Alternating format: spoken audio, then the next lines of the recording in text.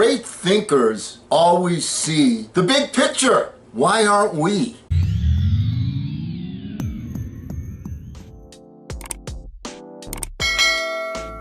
Hello again, everyone. I'm Eli's dad with Project Eli, where we educate, we lead, and we inspire.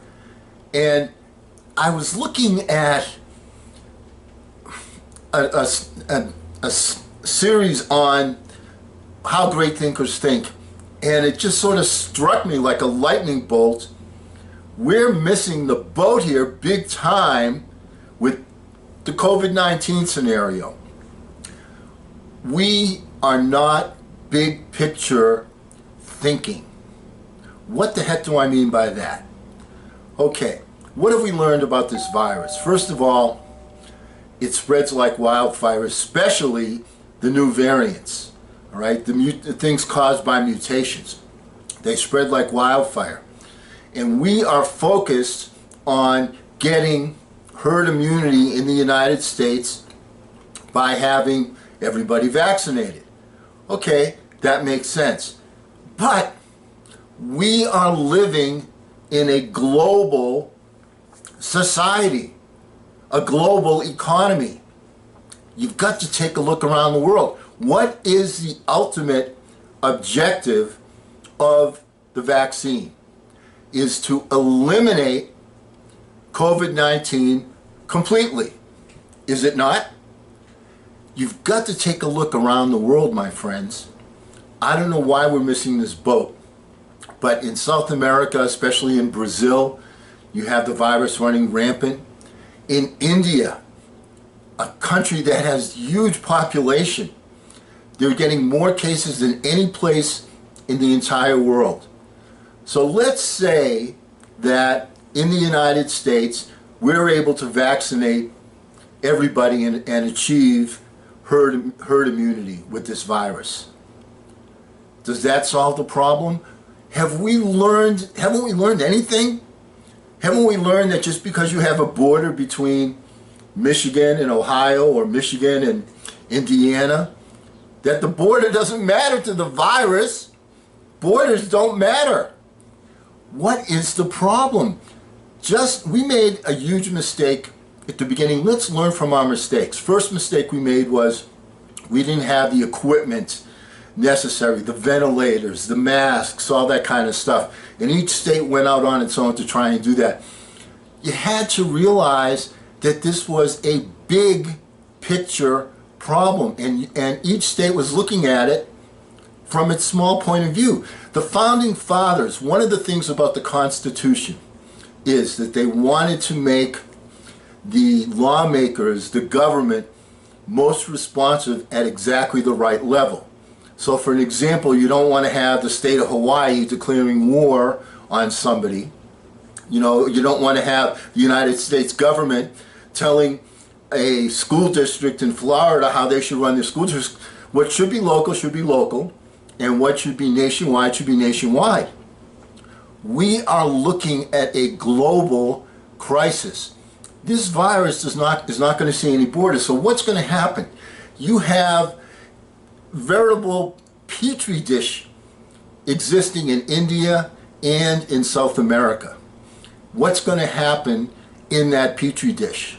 Well, do you remember your study of Darwin? Do you remember the law of the survival of the fittest? That applies to viruses also. So what's going to happen? Over time, we're going to have more and more mutations on this virus, which they prefer to call variants. We're going to have mutations, and the virus that's going to survive is the one that is the strongest, survival of the fittest. Am I the only one that sees, and I haven't really heard anybody say this, our objective has got to be to vaccinate these major trouble spots, because if we don't, all of our work is going to go for naught. Because what's going to happen is there's going to be a mutation of this virus that's going to be able to be stronger than the vaccines. Okay, then we get a new vaccine, all right?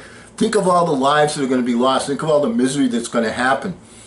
We have got to start thinking globally.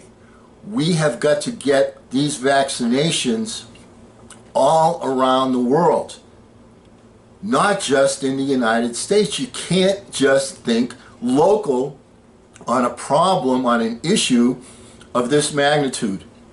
And with the capability that people have to travel today, what borders do we really have? All right? I mean, something is always going to squeak through, and it's going to catch like wildfire. We're watching right now, in Michigan as an example, that the new variant from the United Kingdom is running like wildfire. Don't you think that that's going to spread, especially if we keep up this laissez-faire attitude as far as wearing masks and lowering restrictions and so on? Stop and think about this. Our numbers should be declining, yet they're not. Why should they be declining? Because more and more and more people are getting the vaccine. And with more and more people getting the vaccine, theoretically, there should be less passing the germs from person to person. But we're seeing another spike. Why is that? All right, why is that? The point is, what's going to happen is if we don't stop these incredibly major hotspots like Brazil, like India, this thing is never going to end. You're going to be, it's going to be like Rocky movies. There's going to be Rocky 1, Rocky 5, Rocky 10. There's going to be, hey, this is the 10th wave that we're having right now. And the waves just keep on coming.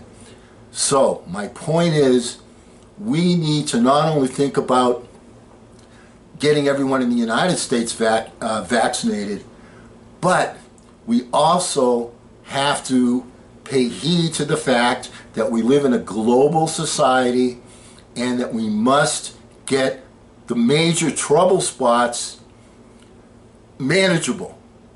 We've got to get things manageable, and right now they are not manageable. And if we don't realize that by helping somebody else that we're in the long run going to be helping ourselves, we're not looking at the big picture. Look at the big picture. Please. Our government, you know, it made some good steps towards getting that vaccine out there for people. But the point is that going to solve the ultimate problem, the ultimate issue? And the answer is no, and it's a race between Mother Nature, which is saying, how quickly can I cause a mutation, create a new variant that's going to be more powerful than the vaccine, versus let's get that vaccine out there while we're able to manage this particular virus. Does that make sense? We can do it, but our game plan has to be one where the ultimate result is going to give us what we want, which is to eliminate COVID-19 off the face of the earth. Always remember, let's not ration the passion, let's fashion the passion. I'm Eli's dad.